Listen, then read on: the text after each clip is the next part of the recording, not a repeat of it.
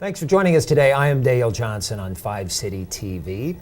Today we continue our community conversation with Fire Chief Michael Despain on ways to make Lincoln Fire and Rescue even better, more efficient, and cost-effective as a public safety service to you, because after all, that's what you expect in Lincoln, Nebraska, out of your fire service, right? The Chief and I hope you are benefiting from this continuing theme that we have for you on 5 City TV, these conversations based on outcomes recommended by the Community Stakeholders Task Force. I was included, privileged to be among the 20 or so citizens who spent more than 2 months learning everything they could, everything we could about LFR. And Chief Despain, I was in the back when he spoke recently to a Chamber of Commerce luncheon, and in that conversation, he got the crowd thinking about limiting a fire to room of origin. And as I watched people listen, I could see it made a difference. It made sense to them. So we brought that theme to our program here today. The room of origin as a performance indicator, survivability, what that actually really means, how it affects rates, and how it works into your fire insurance premium. All of that today on 5 City TV. So Chief, thank you very much. As I mentioned, I was in the back watching people listen to you, and you wowed them, first of all, especially when it came to the room of origin. I noticed people would lean over and say, well, that makes sense to me. So explain what a room of origin is as a performance indicator. Well, you know, part of the issue that we have in the fire service is trying to take all the different things that we do and equate it to what's good and what's bad, what's important, what's not important. So we just kind of use this term outcomes instead of how many firefighters we need and where do we need stations. We look at outcomes first, and then we figure out how that stuff happens. And so we want to look at math and science where we can. And so one of the areas that we have some good data on, both in Lincoln and national standards, is this term we call room of origin. So what that means is a fire will start in a bedroom or a kitchen or a garage or whatever. And those all come in varying sizes, but just kind of as a rule of thumb, if we said we want to get there quick enough to stop the fire before it escapes that room and goes into the next room. Now, smoke and products of combustion are already outside that room, so we take that into account. When it leaves the room of origin, we know that there's this wave of bad products that are ahead of it. But as a rule of thumb, what we found some really interesting information is that if you can stop the fire before it leaves the thermal aspects of that fire, if you can stop it before it leaves that room of origin, that bedroom or kitchen or whatever, the chances of surviving are about 80% or better of escaping that fire and living. As soon as it escapes, the national average is 3. So your chances of surviving go to 3. So we just use it as a good demarcation to say, what do we need to do in terms of staffing and stations to get to that outcome is room of origin, 80%, 90% of the time. That level of service is, there's a lot that goes into that, but that's the question we gave to the task force holders, and they gave us that information. Now that's just survivability. That's important. It's probably the most important thing we look at. But there's a couple of issues that if you were the taxpayer, you would say, how does that impact me? I mean, that happened to someone down the street, they survived or they didn't survive, but how does that impact me? Well, there are some impacts, direct or indirect, that we can talk about. So, but let's just say that you have a house that catches on fire in the room, and we're discussing why room of origin is important. I have kind of a graphic that we'll look at that will kind of explain it maybe. And so when you look at this graphic, you see the basically 10 homes here, and from the far left and progressing down is the fire is getting worse and worse, and then it goes over to the next column and continues to get worse. And so the first house up on the upper left, that's basically the fire with a house with a very small fire in there. And you can see the chances of survival, and some of these numbers are kind of arbitrary within where we do have data, but let's say survival is essentially 99 to 100%. It's easy to get out. There's not a lot of products of combustion. So the cost to fix that, we get in, we put it out, you're alive. The cost to fix it may be 10% of what the original value of your house may be, and you may be displaced for a couple of hours, if at all, but you typically less than a day. And that's a great outcome. Everybody wins. But as the house fire progresses, we get later and later to getting on scene and controlling it. You can see survivability once the house gets about a third the way destroyed. the cost to fix it goes incredibly high, almost 70% of the original cost of your house to fix it just in the first little bit, and your chance of surviving drop to 3, and that's using some national statistics. And you may be displaced for up to a month. But what you see as you continue down, if you look at the bottom, so here we are where the house is about 50% destroyed in terms of the total quantity of the house, but you're at the cost to fix is 150% of what the original value of the house is. So your house may be worth $100,000 and it's now 50% destroyed, but it may cost $150,000 to fix your house. That may be beyond your insurance. So anyway, as you continue on, the thing that's also interesting is as it continues on, survivability is essentially 0 from this point on. But the cost to fix may actually come back down because now there's not a house to tear down. It's already torn down and actually becomes more efficient. And the time that you're displaced may actually be less once it's on the ground than if it was 50% destroyed. So in very round terms, there's this bell curve, and you either want to stop the fire very early or you might as well wait and stop it very late, because at that point, the economics in the middle are actually adverse to you in terms of fixing the house and how long you're displaced and how long it's a blight to your community and how bad that impacts your insurance. Is that an awkward conversation for you to have, to broach people saying that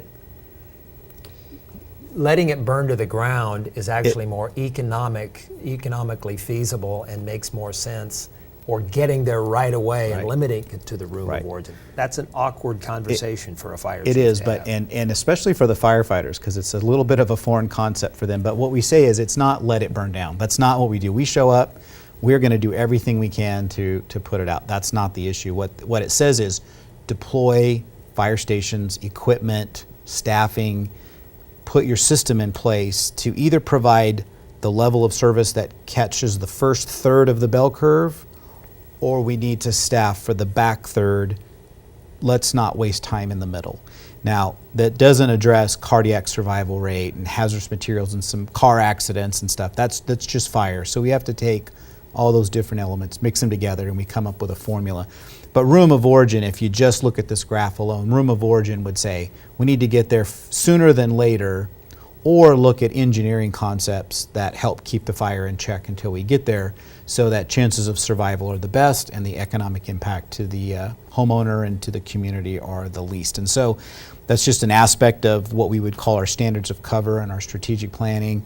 The community stakeholders helped us determine what level of service they wanted, so we used kind of a version of this formula to do it. But what I like about this formula and this graph that we talked about, this is the Lincoln, Nebraska experience. And so we talk with people in the restoration business that say, yeah, these are houses that we dealt with right now, and when you look at what the cost is to repair it and how long people were displaced versus the original cost of the house, this bears out across the board. Now, displacement is not as big if it's commercial because no one lives there, but that one's tougher to determine because to be a business shut for 30 days or for 3 days may be different depending on how much business they do and was that over the weekend or a holiday. But for some business owners, their issue is to be shut down for 3 days is more cost. It costs them more money than the cost of the building because they do $3 million over the weekend in business, and their business cost them $100,000 for the building, or maybe $500,000 for the building. They're worried about the economic impact more than the building. How do I get back in business? And so those are impacts that impact the community, because if you're paying your taxes and I'm paying mine, but you're now out of the system because your house is destroyed or your business is blighted, now the burden falls on everyone else to kind of make up for it. So that's how it impacts everybody else. For a home that's restorable, what do the restoration pros say about fire damage versus water damage? Well, so we asked the question about some of the mitigation efforts or sprinkler systems, residential sprinkler systems in your home. And so that's always a little bit controversial, but there's been enough communities and states that have adopted this that we have good data now. And so that becomes the issue is I don't want to put sprinklers in my home because now I'm going to trade fire damage for water damage. But when you talk to the people that are specialized in this, they will tell you water damage is nothing compared to fire damage. Water damage is something they can typically solve within a day or two. And I mean, as bad as it gets, they can solve it, very quickly and at least get you back into your home. With fire damage, you're talking weeks and months and maybe years, where fire damage, you're talking about weeks and maybe days. So, or maybe hours, depending on On the how it subject is. of sprinklers, myhomefiresprinkler.org told me, statistic that I found, the average cost of an in-home fire sprinkler system is about $2,500. That goes back to 2013, so it's probably less than that by now. It's about $1.35 per square foot in a home if you are building a home and incorporating a sprinkler in it. Far too early to be getting into a conversation about mandatory sprinklers. That's not where I'm headed at all, and that's not your intention either. But in the conversation of sprinklers and the benefits that they provide, again, there's that bell curve, an education that needs to take place in the public to have them realize that you could spend $2,000 right now when you're building your house, and you could have every room potentially covered to go back to that fire in the room of origin that we began talking about today. That seems like good money spent. Yeah, you my have opinion. to look at it in perspective of prevention on the front end versus what the impacts are on the back. And a lot of people don't understand that, so it's hard to justify that cost when, as humans, we sometimes, until we've experienced fire a number of times, it'll never happen to me. We have that mentality. Accidents won't happen to me. A lot of things won't happen to me until it does, and then you realize I was part of the statistic. But yeah, so the issue with fire sprinklers is when we look at how we get to an outcome, there's probably 3 or 4 ways to do it, or a combination. We don't want to put fire stations on every corner and put firefighters, a lot of extra firefighters as a cost to the taxpayer if we don't need to, if there's another way to do it. And so sprinklers are a legitimate way to help curb that impact if you're trying to get a certain outcome. And so we would want to advocate for it, not necessarily something mandatory. We would want to advocate for the the responsibility of it and the outcome and the economics of it before we do anything else. But this is what's interesting is in California, which has a statewide mandatory residential sprinkler ordinance now. There was a lot of controversy with that, but what you find is the cost to do sprinklers there, when last I looked, was about $1.13 per square foot. So in Nebraska it would probably be slightly lower than that. So I would even equate maybe about $1 a square foot going out there a little bit just because of our cost here. But that cost would be, cost prohibitive if you just add $2,000 to the cost. But where we see the benefit, especially in California, was where certain codes that are required when you build a house for separation, say between the garage and living quarters, or separation between homes, can be different materials. That's a cost saving. So the California experience was the average home cost an extra $2,000 for the sprinkler system, but it reduced the cost of some building material by $3,000. So it was a net result of $1,000 per home on average. And so whether that equated to a lower home price, that's between the builder and the buyer, and that's a market force. But the issue is sprinklers add undue cost is a fallacy, and we've proven that many times over. The real benefit is in the outcomes, but the side benefit that's even harder to measure unless you look at an individual is some insurance companies provide incentive. Like if you have a sprinkler system, they'll lower your fire insurance premium by a small amount. And so sometimes over time, even the fire sprinkler is paid for through that mechanism. Not all of them do. When I talk to the local insurance providers, a sampling of them, a few of them did, some didn't, and so it kind of depends on the market. But it is something to consider when we start figuring out, as we move down the road, what's the best way to deploy, and the answer may not be a fire station on every corner. The insurance conversation of all this is way over my pay scale, but you know a lot more about it than I do. Active fire protection versus passive fire protection. Active would be the sprinklers. Right. Passive would be the materials in your home that help reduce the fire spread and the Right. combustibility and the flashover point. Or an alarm system. An alarm system would be Smoke passive. alarms is technically a method of passive. Could you dumb it down for me the way you have so eloquently in the past, okay? The insurance equation, the insurance side of this conversation. Right. So right now, everyone pays insurance. You pay X amount for your insurance, and a portion of that is the fire premium. Some of it you pay for theft and storm damage in Nebraska. That's higher than other places, but there's a piece of that is your fire premium, and depending on the insurance company, they have different formulas of how they determine that. The heaviest indicator for how much you're going to pay is an equation to what is the historical fire loss in the area. So they'll take a zone and say, what's the historical fire loss? And they aggregate that and they'll say, this is what the premium will be. A little bit of is your ISO rating. So the community has a rating between 1 and 10, 10 being the worst and 1 being the best. They use a little bit of that in the formula. Lincoln's currently a 3. So if we went to a 2 or a 1, it would put downward pressure on insurance. If we dropped to a 4, 5, or 6 the other direction, it would put upward pressure on the fire insurance premium portion of that. But at the end of the day, the best way to look at it is the less fire we have in the community, the less taxes we pay for fire protection, and the less we pay for in our insurance. But if I can't control what you do at your house, and I can only control what I do at my house. Anything that you can do to help limit fire damage and spread. So remember, as it grew that 150% of the value of the home, you want to figure out how to get us there quicker or get the fire controlled. So mitigation is first of all, don't have the fire to begin with. Everybody wins. If you do, smoke alarms are the least level of protection you want. Fire sprinklers are a better level of protection. Rapid response time with the right number of firefighters with the right equipment is the next thing. And because you do that, then that controls insurance over time. So if we didn't do what we did, if we don't do what we do right, your insurance will go up because over time the aggregate fire loss will grow because we're not doing what we need to do. So we just need to balance that. Now you're trading tax dollars for insurance. If we were to gut LFR and close half the stations and say, I don't know if we would give taxpayer back, but let's just say that the mayor decided to give that tax money from LFR and just give it back to everybody. Everyone would get about $100 in their pocket. Well, probably about $50 in their pocket, I should say.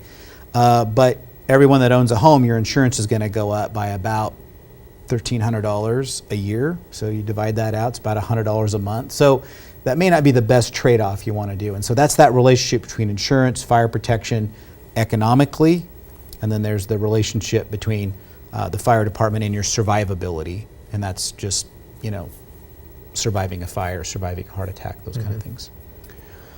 All right, what's the takeaway on this conversation today? We want to make this as simple as possible for everyone to understand. Not everyone had the privilege that I had and the other 19 had on the task force to be able to be immersed in this, and then the following meeting we were reminded of what we learned the week before, and it was just so reinforced, Chief. It was such an amazing opportunity to be part of this stakeholders task force that I have to realize sometimes that we need to start at the beginning just about every time in order to let people know how they can influence this and why it's worth getting into a conversation like this. Well, in simplest terms, we talk about outcomes. So in terms of the future of LFR, we've designed a document that you guys have helped us out with the stakeholders to say, look, this is the level of service we want.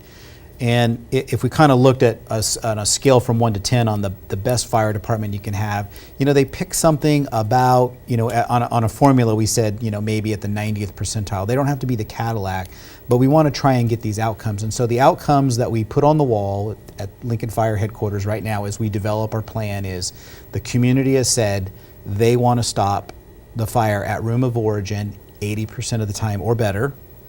We want to pursue ISO of 2 or better, that ISO rating. They want to make sure cardiac survival rate in the community is 60% or better. And so we look at that numbers to say, how do we get there? In some cases, it's engines and staffing and stations, and the station optimization plan is going to go a long ways to help that, but it doesn't get there all the way. So we need to say, now, how do we invest in stopping the fire to begin with? Public education. How do we get to the outcome of limiting the speed at which fire grows till we can get there, because we can't have a fire station every corner. That's sprinklers, code enforcement, passive and active fire suppression systems. That's the dialogue we're having now internally, because there may be 3 or 4 different ways to solve it. We want to figure which is the best way, which is the cheapest way, because one of the other outcomes we have on the board is how do we keep our cost per capita at or below what's the regional average. That's not the national average. That's the, kind of the Kansas City, Omaha, Minnesota, that zone of agencies that are fairly close to us in size, cost of living, demographics. And so we're considerably cheaper than they are now. So we might need some investment in the fire department. But if we go too far above it, we've just lost. The outcomes are great, but now we're costing the taxpayer more than they should be paying for that. So we need to figure out, it forces us to look at the best way to do it, not the easiest way to do it. So more conversations coming. We have just enough time, Chief, to update. We did talk about 578 last Right. time we were here. Legislature's not in session. 578 was signed. Yeah, so LB 578 was a bill that basically allowed us to legally negotiate with the federal government for a more fair share for hospital reimbursements for some of the call types that we go on. So where the cost for that ambulance ride might be $500 in real life, I have to charge some people $1,000 to make up what the federal government won't pay for certain clients that we have to end up taking. And so we're just trying to get the federal government to pay your fair share. Either don't do it at all and let us go after collections, or pay the right amount, but they're just in the middle where they pay the least, they pay pennies on the dollar, and you can't go out, there's no other way to do that. And so it's a tax on the taxpayer that the taxpayer can't control, and so we're trying to control that. So luckily the legislature was supportive of that. It doesn't mean we get it, it just means now legally we can negotiate with the federal government for the state of Nebraska to do that. And the governor signed it on Monday, and so we're very pleased with that. It was almost, I think we had 1 no vote, so it was essentially unanimous, and the governor signed it, so that was great news for us. That allows us to always pursue the best ways we can to protect the taxpayer, but also provide the service. If we didn't get this, over time it would hurt us economically and degrade the number of ambulances we can provide on the street. It would have impacted the average customer in terms of response time and outcomes. And so now the weak link in providing that is the federal government. This gives us a chance to get them to pay their fair share. So in the weeks to come, in the months to come, we'll have more of these conversations. We'll continue to bring up this stakeholders task force effort within the community, and we'll have these conversations. We soon can talk about new pieces of fire equipment showing up. That's another subject for another show, but that's coming to our community this summer. Chief, thank you very much for being here today. Thanks everybody for watching us today on 5 City TV.